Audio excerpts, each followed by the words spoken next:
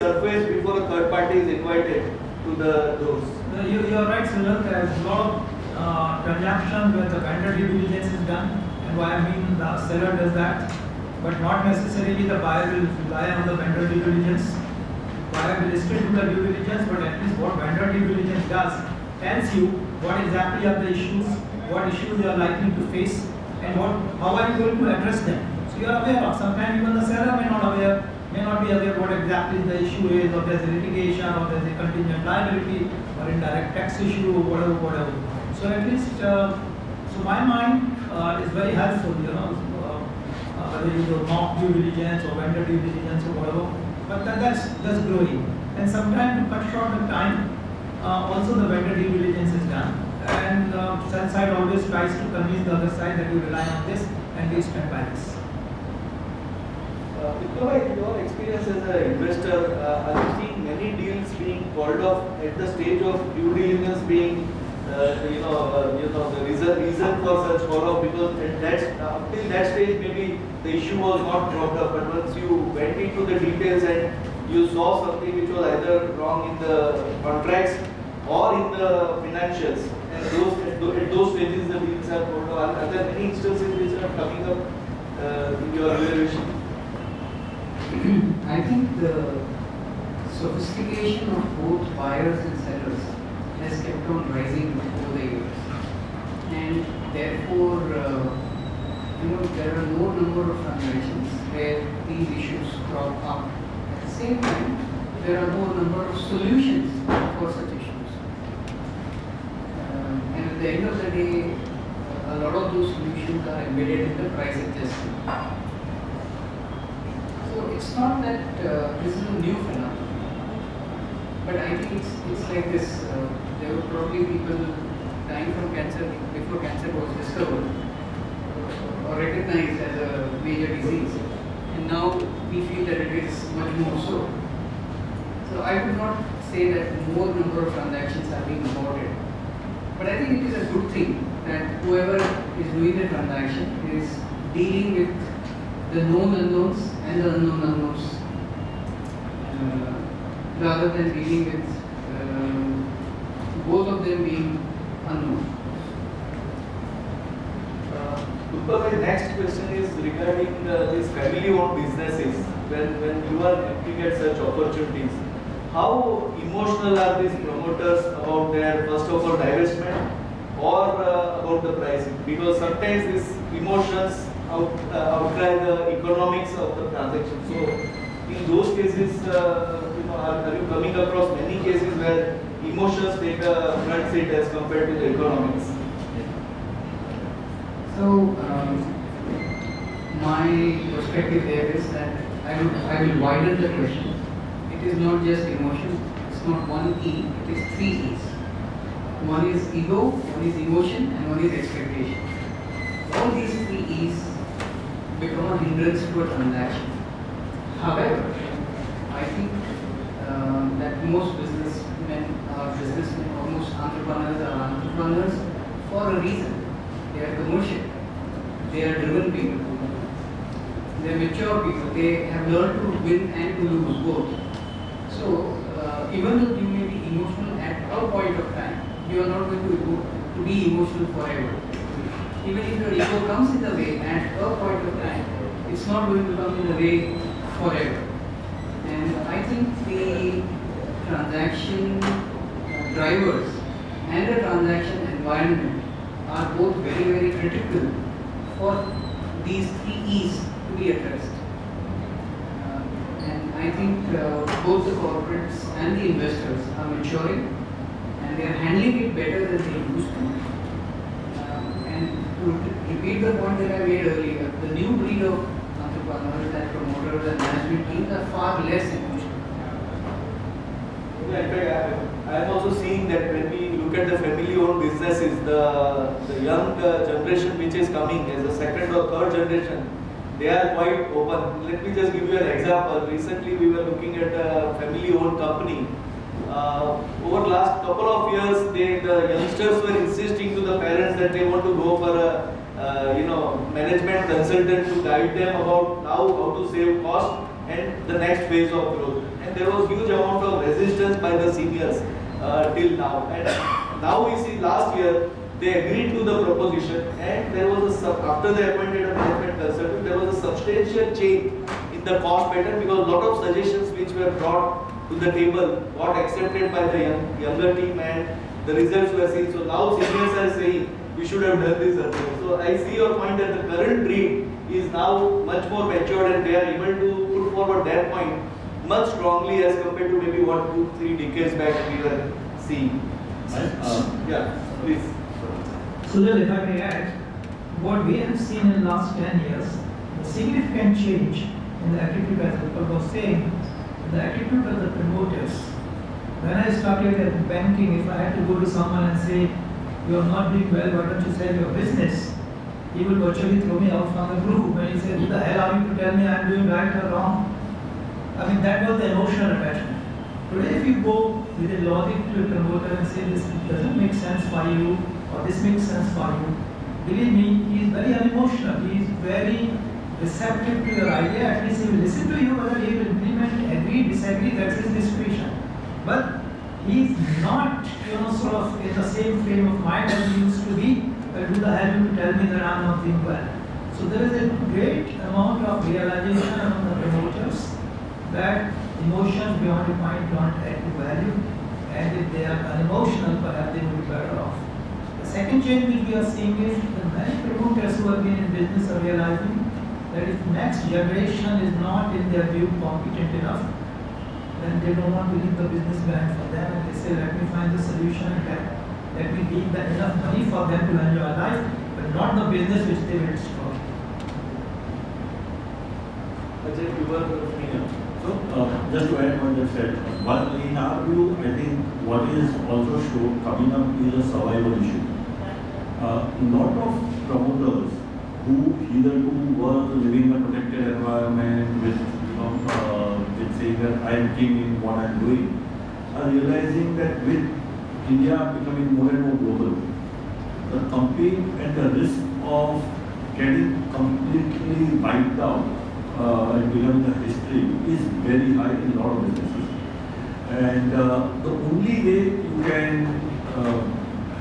can survive that is either you get a partner or you sell out to a stronger guy who has much stronger wherewithal to do it.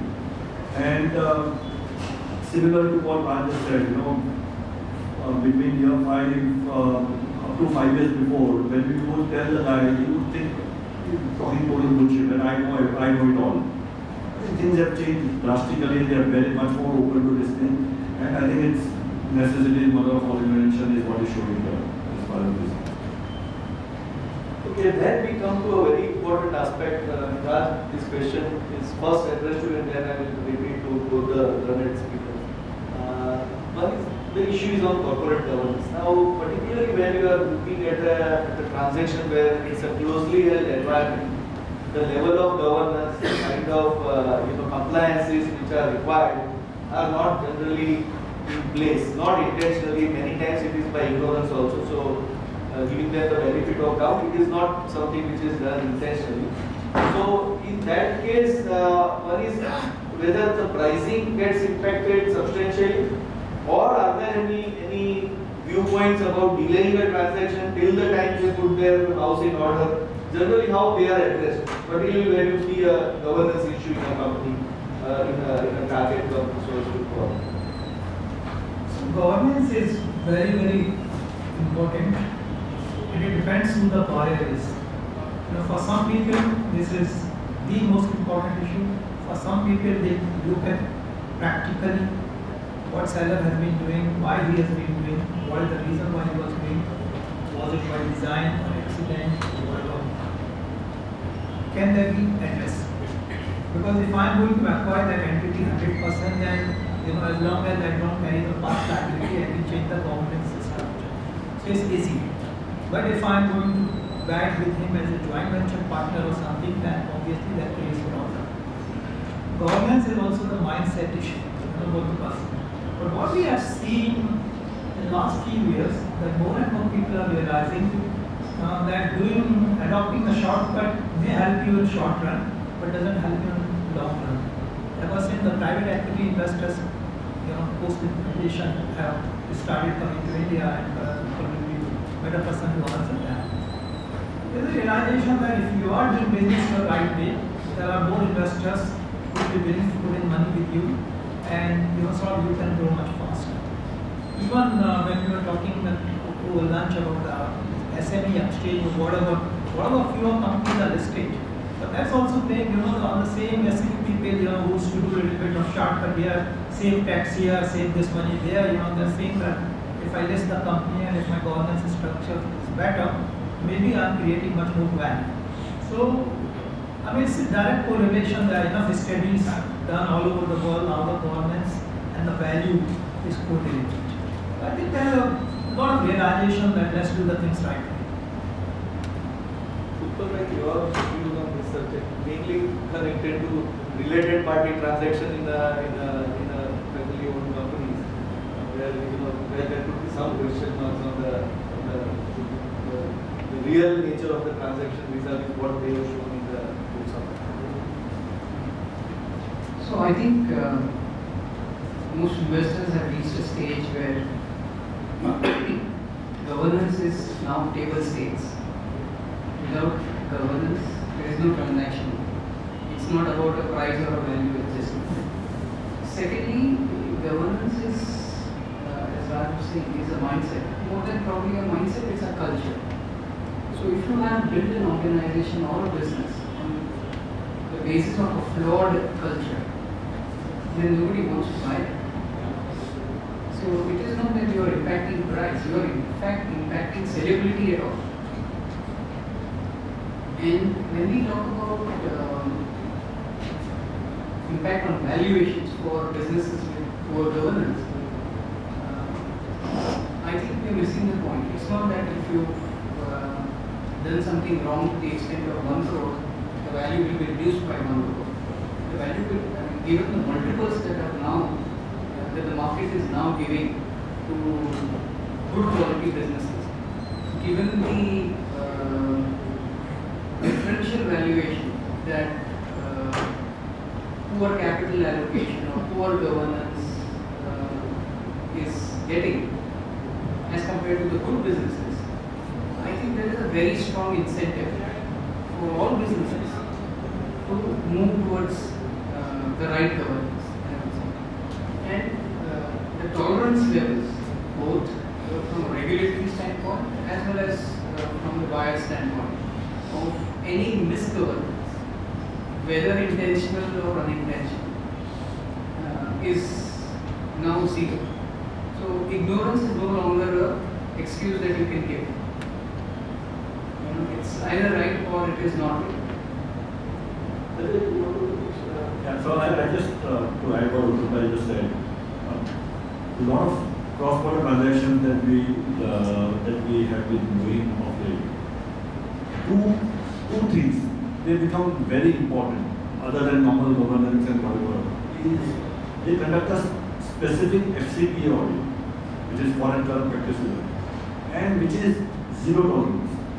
Even a smallest thing that they find, they will just walk away. This is now increasingly a bigger and bigger trend as far as Indian companies are concerned, where foreign companies are investing in India. So more and more, every meeting that we do, if we need to delay the transaction by 2 years, but we are very insistent that you have to be completely clean as far as this is concerned. Another thing that we are seeing is environment. Again, a lot of Indian companies were either not very attentive to this, but this is something which becomes very important. And we have a live case where the deal got called off purely on environmental issues.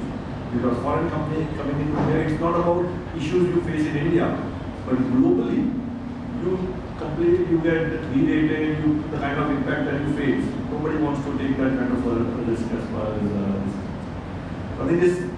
I don't think this is any more a question of choice. If you don't adopt, very likely transaction won't.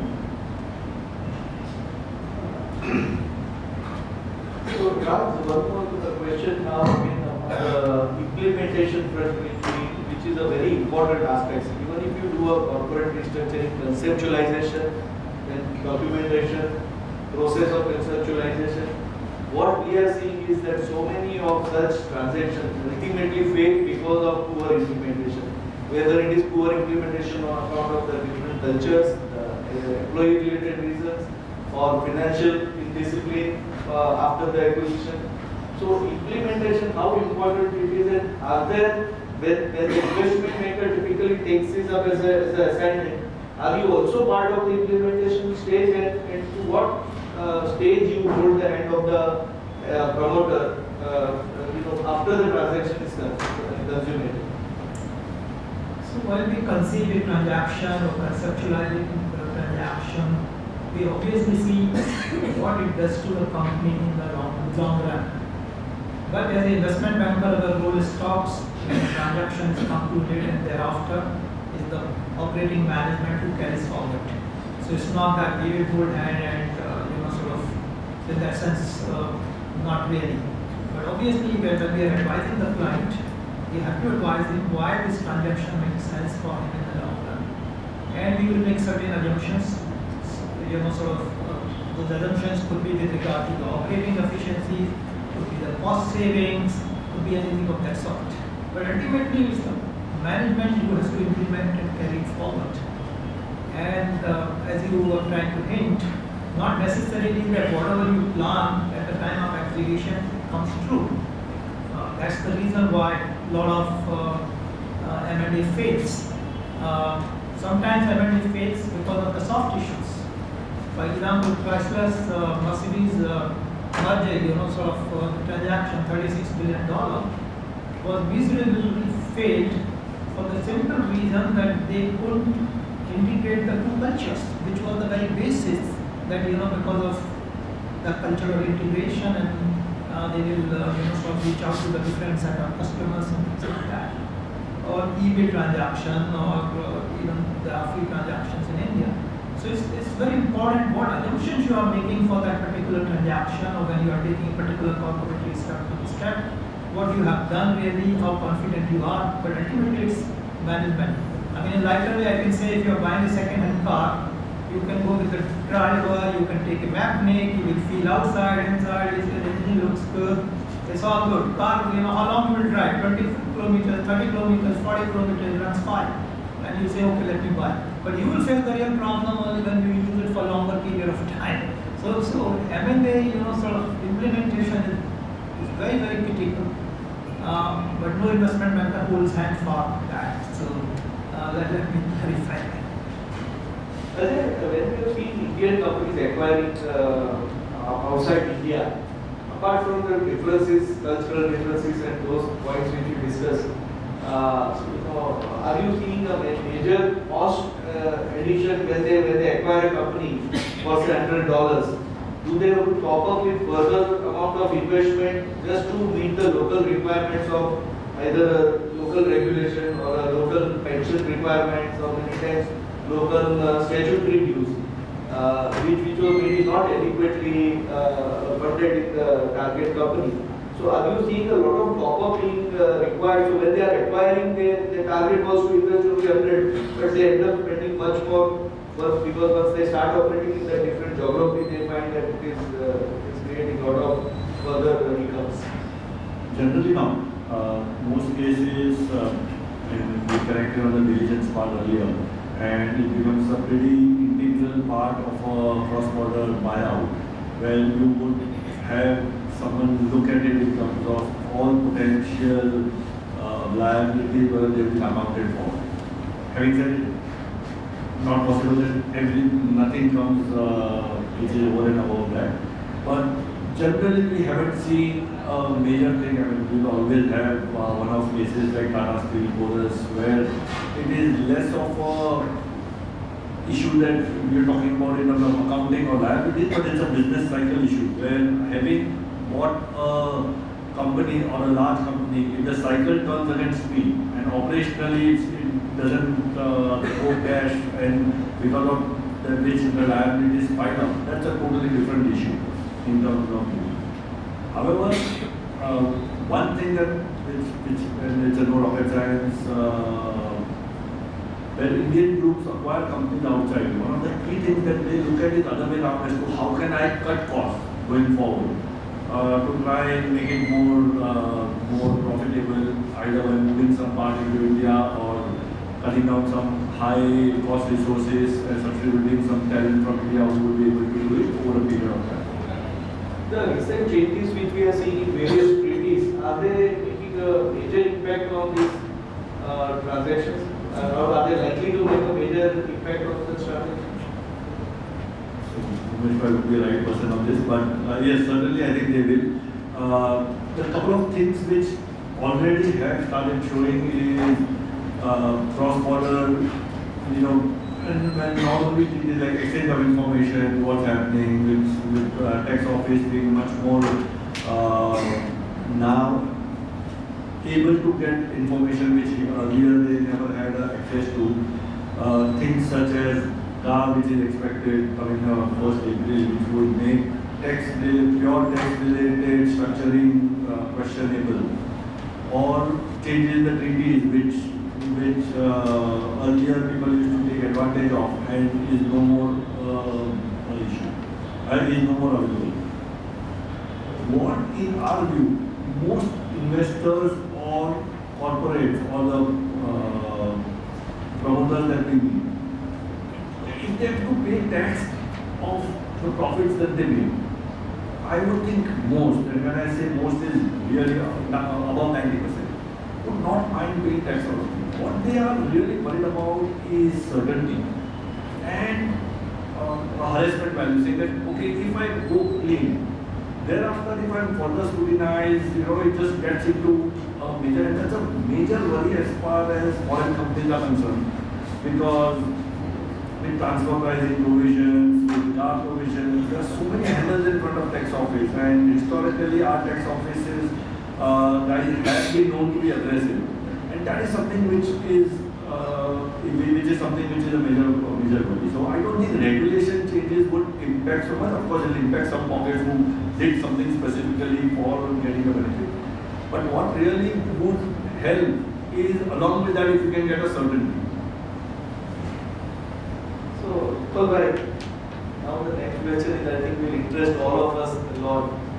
You have a history of identifying companies, high value companies, at a much earlier stage than even anybody has dreamt of. So give us some tips, how do you identify such dark horses? And some names also will move. Names I think we'll leave it to his best judgment. But some tips about how do you visualize a company which over a period matures to such a stage that it gives a great amount of value creation for the investor.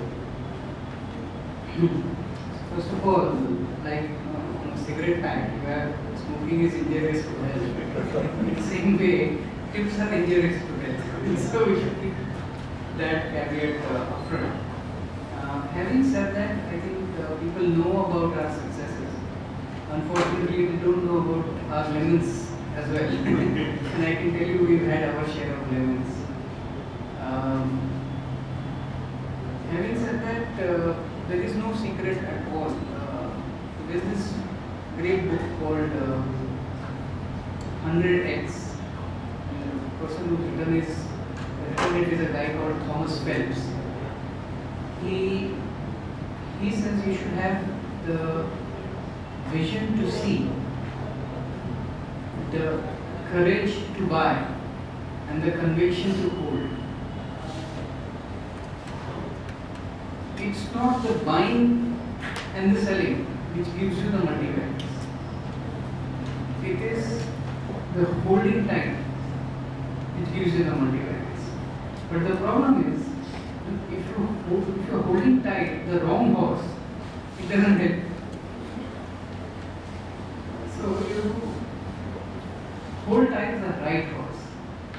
So I can tell you that there are cases where a company in which we invested at the price of 130 rupees became 1700 rupees, and we did not sell. Today the price is 40 rupees after 10 years plus, which is what I am saying. There is no one strategy which works. So buy right and hold tight works if you really bought right. People focus. either only on the buy right and don't focus on the hold right, you focus on hold right and don't focus on the buy right.